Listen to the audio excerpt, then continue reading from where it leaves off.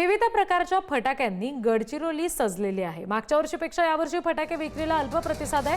परवानगी उशिरा मिळाली त्यामुळे अल्प प्रतिसाद मिळत असल्याचं फटाके विक्री दुकानदारांचं मत आहे। यावर्षी शेतकऱ्यांचं झालेलं प्रचंड नुकसान आणि कंत्राटदारांना वेळेवर न मिळालेले पैसे हे सुद्धा कारण असण्याची शक्यता आहे। सुतळी बॉम्ब, चक्री, रॉकेट आणि नवनवीन प्रकारचे फटाके सध्या दुकानांमध्ये पाहायला मिळतात।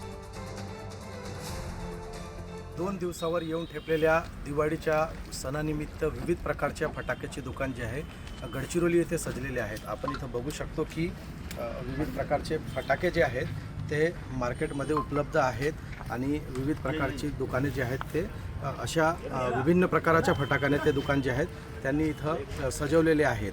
आणि यावर्षी नेमकं ग्राहकांचा काय प्रतिसाद आहे आणि यावर नागरिकांनी आपले काय प्रतिसाद दिलेले आहे याकरिता फटाका व्यापाऱ्यांचे जे अध्यक्ष आहे संघटनेचे ते आपल्यासोबत आहेत, त्यांच्याकडून आपण जाणून घेऊया। तर आपण काय सांगा?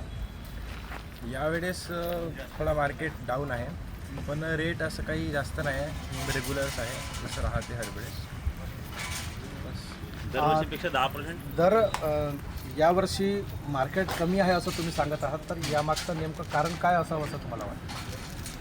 कारण आता यावेळेस परमिशन लेट भेटली त्यामुळे उशिरा दुकान सुरू झाले यावेळेस, नाही तर अजून 3-4 दिवसा पहिले सुरू झाली असते। यावेळेस दिवाळीचं खूप उशिरा सुरू झाले दुकानं। येणाऱ्या 2 दिवसामध्ये फटाक्याची विक्री होईल अशी आशासुद्धा फटाके व्यापाऱ्यांनी व्यक्त केलेली आहे।